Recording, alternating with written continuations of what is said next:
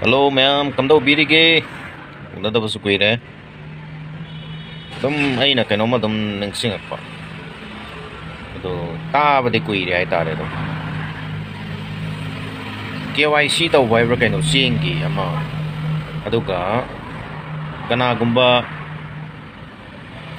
makhong madi pan ba gari gumba lai ram ba ta ra gadi. Hai di ba miyo itu cheng pi da ba sine. Ration card की मांगे Ming कथत पसीने बहाई this तो ma'am कनागुंबा family मा इमुंग अम्मा इमुंग दुगी इम्बू दुना नत्रगा family दुदा लेमिनरी बमियो खुदिमक ना थोंग सब मानना कन्ना होना मीना दना पैसा तुंगसिन दना कार अमा लैरे हां कार अमा लैरे पान होना दना सेकेंड हैंड वगैरह फर्स्ट हैंड वगैरह कार अम लैजरे चथोक चसिन की अना की मखोई कन्वीनियंट की दमक कार अम लैजरे अदु वाना पैसा तुंगसिन तासिनजरगा लैजरिबा कार मखोंग मरी पानबा लैरगदी अदुगी मिचम प्रजादु चेंग पिरोय हाइबा तारगदी अखोई मिहुत अखोई मिहुत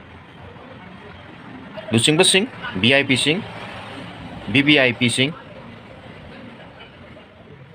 ऑफिसर सिंग फॉर्च्यूनर थौरिबा BMW थौरिबा मर्सिडीज थौरिबा जगुआर थौरिबा को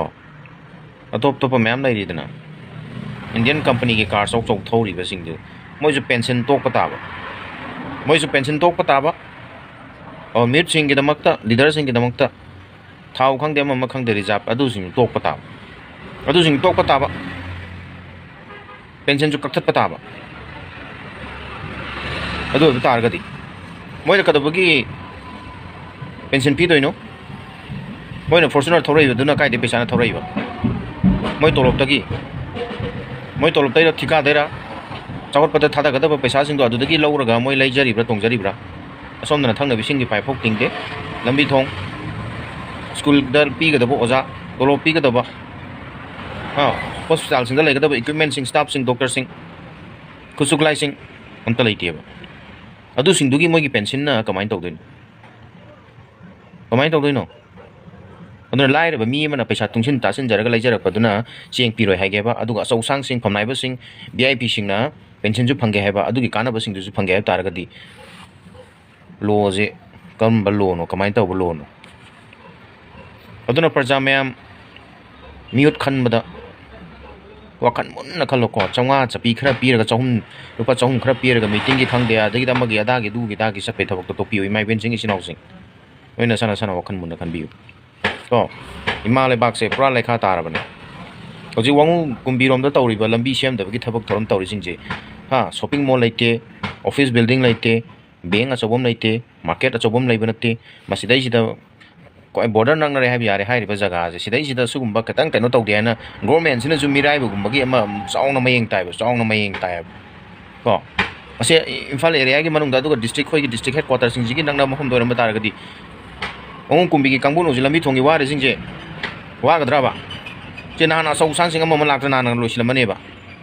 डीसी अमा लामे अदुना यारोयबा अतोप हम दम मोरगदी लापखिबा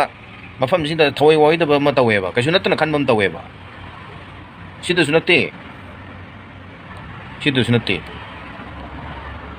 मिरम द लैरिबा ब्लैक मनी दु करिंबा पोरागा येनबा तारादि इंडिया की मिफुंग खुदिंगमक्ता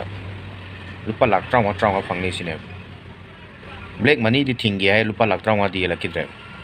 अदुमाइ तौदना सार बिमोनजु माने एमपी हेक ओइबा फर्स्ट प्रायोरिटी मांग हान बा तौगदा सबक से फर्स्ट प्रायोरिटी से इंटरनेट डिस्प्लेस पीपल से मयूम द मफम द मरम दम द हंजिल हनबा हाइबने अदु मोदी ने लुपा लाख ट्राउंगा पिरक्तबदुगा ओजा बिमोन इंटरनेट डिस्प्ले सिंग द हंजिल हनदबगा सब मानद्रो अवाय कुम याम ताउनो टाइम कानारो हेलो मैम इरेसा कोइ पुनमक कुइरै मोबाइल का पाइदबा ngorang nung dangji pung tara ma thoi tara ma khai muk taramani ai mobile ngak yenggen tum da boy tawsi da mobile se kari ngangnari kari tawri kai kem khangdre ba ngasi numit mari manga ni se ingonda ada tumni mali tawdna mobile da dum ta bo yengoi tawbu da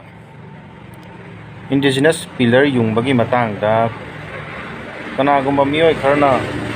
moi goi wafam khara phongdo me ai fazana khara tare tar tum do boy ni ko pung 11 makhai do main tasla minung da ada tare khara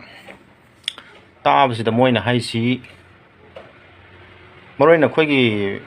pangan isinaw amana haiba do hai tar ma ge wa du ne aina react tawning is maroi na mana is makhoi si government gi notification matung inna indigenous people singrabani akhoi je akhoi gi jeans ta akhoi gi ki da kari da dna da akhoi indigenous people gi kaino si yauraga leirabani kuki ga hojik lan tawnari ba sigi matung da akhoi ga noi ga mu khana chainara pu yai phuna chainara pu yai i nai tanar pu yai kai haibro kaino tumbo wai bota kha ju phongdok ko male ma ado aina hajaning is mya ma yaraga dai videos ke tang share to biu ko ai je ai videos share to biu kaina pak haigan de ado ke tang share to biu maroi na mak yaungna bai ta indigenous people gi artrazi native people gi artrazi samlapna ai mon da kaino haijage mayam ju adum kana biu nai na biu aina phongdok chaningi bu wai bota singji chumi lali haira bu su comment da kari da phongdok piramo Pitribi da lairiba sports any sports events kudingi prize and thokosida competition tawbasida first second third organizer kangbu event bu kano tawribu kangbu duna prize pirise first second third ne sports to siliba organizer judge referee adu da singduna yeng is first kanan tai second kanan tai third kanan tai sineba si omjineba selection tawbisi adu first taba club yawi second taba club yawi third taminaba club yawi asigi first second taba singje khangarba matung first second third sineba first priority any sports event da khallise world cup FIFA world cup football do ro cricket do ro long tennis do ro swimming do ro cycling do ro shot put do ro javelin do ro any sport first second third aduga organizer kangbu singduna consideration da hai tare ne consideration da consolation prize kumba khara moi tara mari manga kunna ha adamaina piye ado khoini yeng is the first second third ne consolation do na tie kodam mena lamjen je cheminare ha lamjen je cheminare maitai zu naga zu kuki zu pangan zu lamjen chen do re boji lamjen chen is the first second tari kambu je kanano ai kanada natraga first taminer je kanano ai kanda sida maitai ga naga ga ha maitai ne first tarambe ai second tarambe third tarambe naga fruit ta leiriba naga sinau singi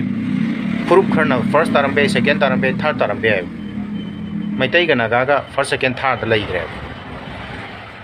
atai leiriba kuki ga aduga pangan kangbu di consolation prize ne khanbiyo consolation prize ne akhoi maitai gi da thongdo wa thokra thokpo matam da babok mamai phamba haibam leiba babok mamai phamga do mi je kanano ai kan ya nan bada sahi liraba ahan khwaidigi ioi oiraba mi duneba respect ama tawbaga loina na mangonda mamangda phambiyu goina haidos adugi ahan duna thengna laba kana gumba naha mana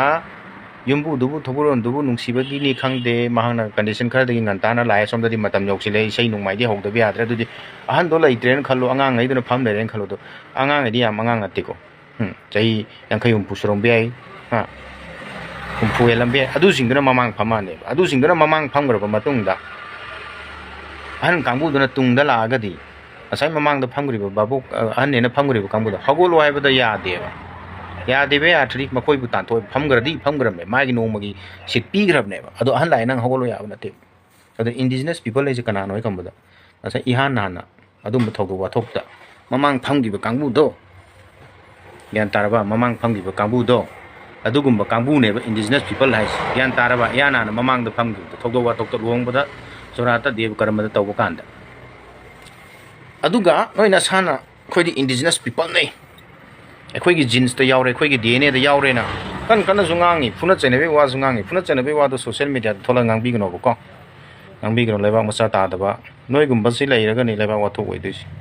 adu na na sana indigenous people ne akhoi gi jeans ta yaura ga leire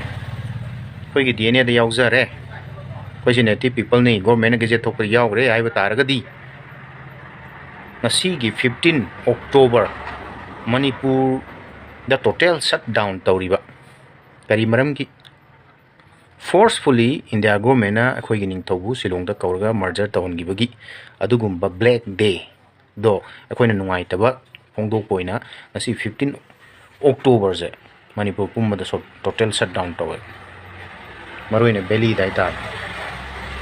belly da total shutdown taw basida